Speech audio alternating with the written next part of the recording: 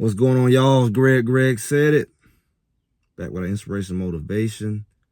You guys had to squeeze this in. Like I told you, I had a live early. If you missed that, you definitely want to check that out. We had a good one there. It was an early live. I had to go to a picnic-ish event. I've been busy all day.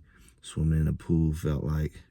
I think it's what it's called, Lake Spivey, Splash, whatever. You know, it used to be Atlanta Beach. It was Clayton Beach, International Beach. So anybody in Atlanta area, you know this spot. Been there all day with the kids, swimming in the pool. Felt like I was in a Carnival cruise ship. So many folks packed up in there, going around the little lazy pool. So that's been my day. But I definitely want to get back with y'all. We talked about today why Colorado must lose. And we kind of got into a topic, and I promised that I was going to elaborate on something. It's perfectly with this inspiration motivation. And we talked about the Good Old Boys Club. Wasn't the first time we talked about it and why they are really coming after Coach Prime. And only a hater will love it. And you know, we've been accepting of all haters, doubters, whatever you want to call it, clowns, whatever. But the reality is, what's really going on here? Who's really taking shots and why? Like I said, it could be many different groups used to go at Coach Prime, but ultimately only one group really benefits. And that's the good old boys, not what you want to believe, most of you. Good old boys is any system. And when it comes to the sports world, the good old boys, regardless of skin color, because it's clearly there's more than one, it may be one more dominant, but it's a system. And we talked about that system today. So I won't go too much more deeper in that. But what it does highlight is jealousy. There's something called a good book. Some of y'all may know about it. Hey, it's inspiration, motivation. I'm going to go there. When you look at something the good book said, jealousy is like, in my own terms, jealousy is the cause, it's the motivation behind all kinds of evil. Jealousy, hate comes from jealousy. Murder comes from jealousy. You know, Cain killed Abel. He was jealous. Jealousy is a dangerous thing. It can make a person kill you. It can make people do things to you, and they don't have to feel nothing about it because they are pretty much justified. And when we look at Coach Prime in the Colorado Buffaloes, let's call it what it is, jealousy. For another man to worry about what another man doing, you got to be jealous. You ain't no man worry about what another man doing, especially you get all emotional about it, talking about it.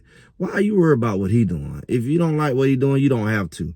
And if what he's doing that bad, that's his problem. He gonna have to deal with the consequences. Who is your job to go around and turn everybody against? That's kind of more female-like. You could say, what does that mean? That's how it's described. But when a man is going against another man, especially in a competition, you really are not worried about the personal characteristics of that man, unless it's something else going on. Oh, he talks. Oh, he beat him on the field. It's not personal, it's a sport. But when you go and you attack another man personally, his personal characteristics, again, have nothing to do with the sport.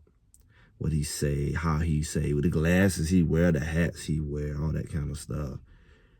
With his mama and all that. You just making comments about his kids. You attacking them.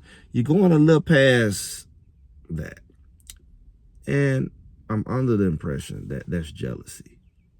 Because that's the only explanation of why something so simple as a sport can start turning so personal and so aggressive and so hateful and spiteful when you start doing stuff to hurt people, literally, physically, financially, all that. When you target people over something that got nothing to do with you, really, but your jealousy, it caused you to go to levels of manipulation and strife. It caused you to go set traps for them, try to set them up, fraud them, defraud them. It just, everything is on the table when you're jealous of somebody. And you hear people say, like we seen last year with Coach Prime, they're playing for clicks. What they clicks got to do with you? What you care what he playing for? What kind of man are you? If he want to play for clicks, that's what he want to do. What they got to do with you and your team? Why are you bothered that he playing for clicks? Did he make you? Did he go to the Supreme Court and make you play for clicks? Like, what does him playing for clicks got to do with you? Did he put a gun in your head and make you play for clicks? If he want to play for clicks, he can play for clicks. Why you comment on that? See, that's how I look at things. I would hope you do too. I would hope that you don't fall for every trap that somebody got to say about somebody else, especially as a man. Now, woman, I can't speak. Maybe a woman can get on and speak for them. Man code. You just going to be jealous, hateful, whatever of another man. He ain't did nothing to you. Just because somebody else said, look at him, and you like, yeah, that's not manly. It's not. That man ain't did nothing to you. And if he did do something to you, what you talking about it for? Go deal with it. Because gossiping, slandering, and all of that, that ain't quite how it's supposed to be dealt with. When you look at Coach Prime and his team, and they looking for every story, a doggone water boy come up out of that, he gonna get front line on all the media. He gonna go viral talking about, well, you know, when I was making the water, and, you know, Coach Prime didn't give us the coolers we want, and he gave, you know, only used Gatorade because his son was Gatorade. You know, it's like, what are we really doing here? That platform was only available because somebody is looking for every shot they can take. They don't care who give it to them. But what is the root? And like I said in the show, the root very much is, hey, we had to take a certain path here he didn't have to take. And that's where all your jealousy really spiraled from. You can add some icing on the doggone cake. What people love with the simple-minded nature. And it's not a one-dimensional thing. Yeah, you can say, hey, it can be color added to it. It can be a lot of things added to it. But ultimately, the root is this man took a path I couldn't take, I didn't take, and I don't want to see him succeed because it really looks me in my face and look like why I had to go this route. Well, you should know why you had to go this route. It's because he had certain resources, he had certain relationships, he had certain reputation that he can leverage and the people who hire him can leverage. You know that. So why is it your job to attack somebody you're nowhere near that level, you have not accomplished? Why do you even expect to be able to have that? Your jealousy. You're mad that he had what he had. But it's his job, and he will be a fool not to use what he have. You got time and experience, he got credibility. And you want to attack him because of that? Why don't you focus on what you're doing? And so much so in life, you run into that in everywhere, like I said. You can run into that on your job. You can even run into it in the family. Everybody watching everybody. Everybody got something to say about everybody else instead of focusing on what they need to focus on. They would trip you up, put stuff on your name, put words on you, and do their best to put everybody else against you. Now, I know what that really is. I'm not sure you're ready for that. That's not my concern either. Just know, this is a reality of life. This man is just on the big stage. He's just on the big stage. Everybody can see it.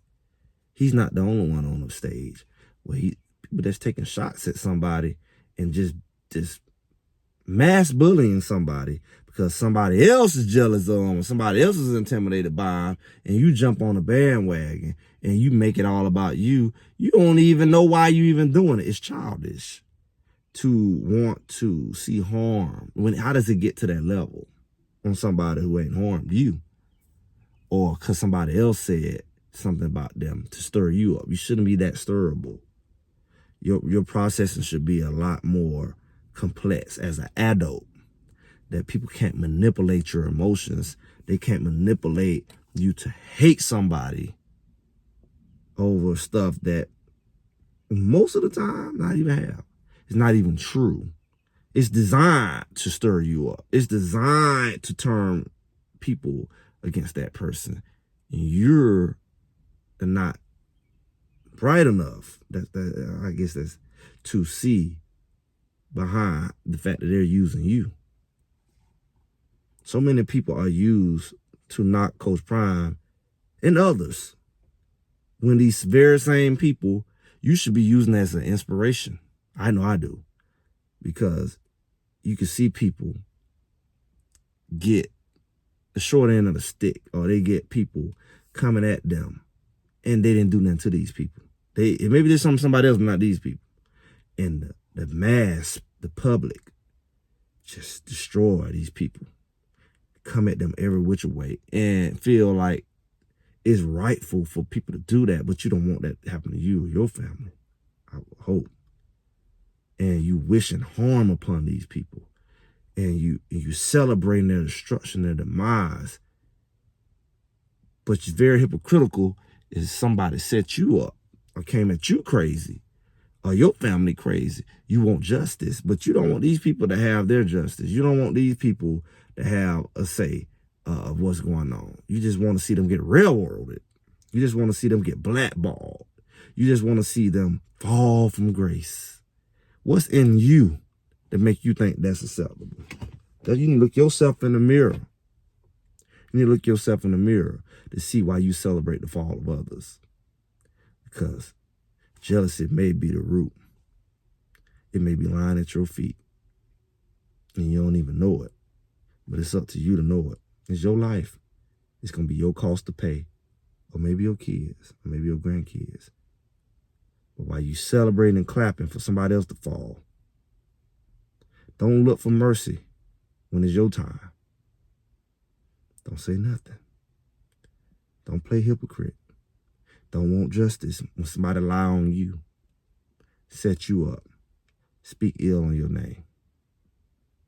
You're playing with the wrong kind of fire. Because what you do unto others, it surely can happen to you. What they say, you will reap what you sow.